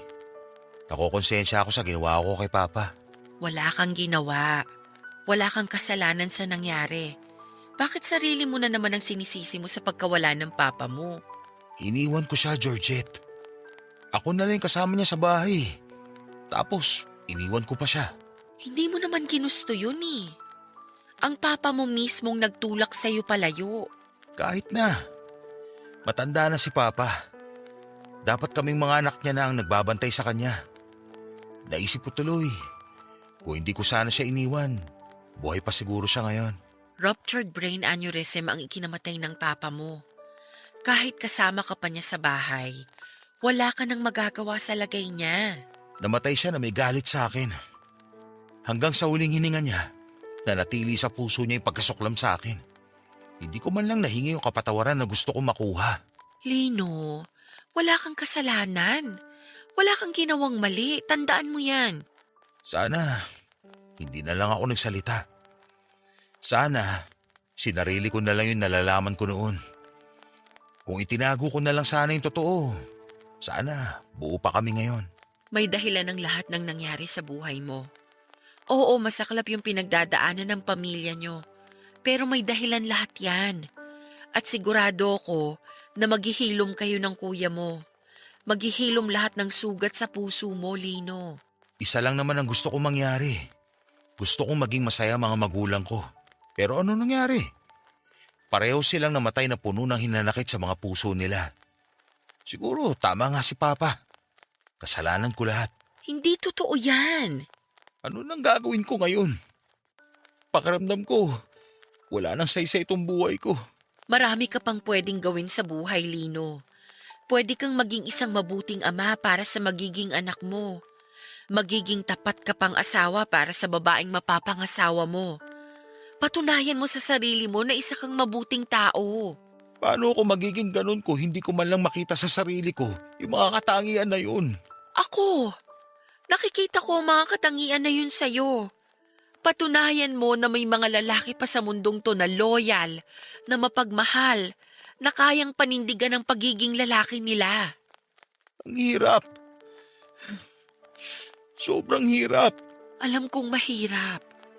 Mahirap mawala ng magulang.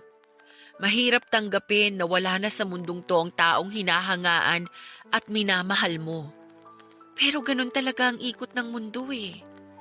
May mga bagay na mangyayari sa buhay natin na magsisilbing aral para mapabuti natin ang sarili natin. Kaya sana, huwag kang mapanghinaan ng loob. Huwag mong sayangin yung mga aral na natutunan mo sa naging karanasan mo. Huwag mong sayangin yung aral na pwede mong maibahagi sa ibang tao. Ang malas ko naman. Naging ganito ang buhay ko. Magpahinga ka na. Sasabihan ko na lang kuya mo na mas agahan niya ang pagpunta rito sa chapel.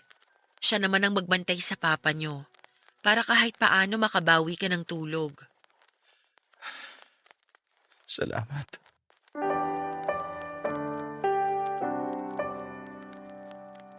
Papadudot, ang mahirap sa mga taong may pinagdadaan ng matinding trauma sa buhay ay hindi mo alam kung ano yung nararamdaman nila sa kasalukuyan.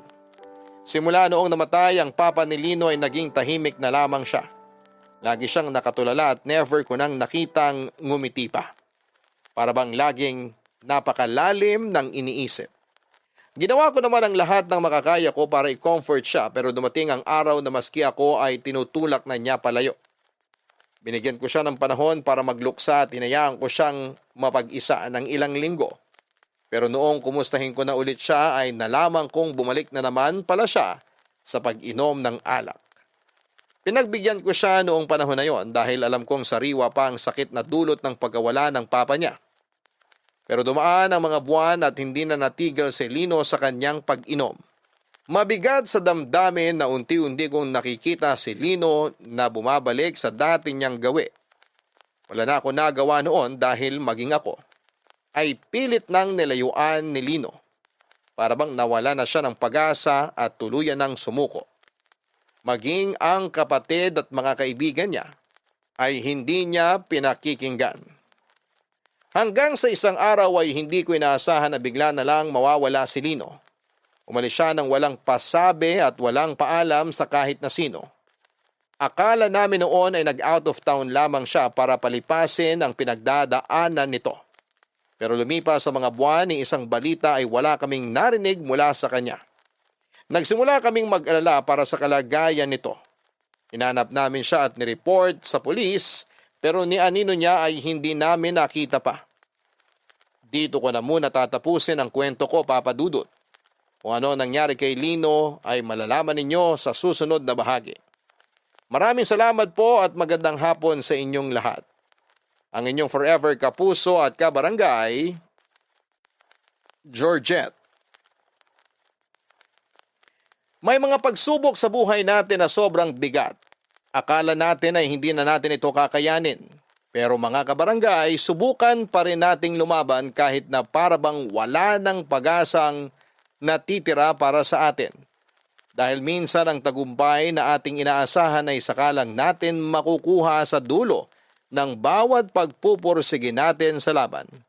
Ika nga sa isang sikat na mobile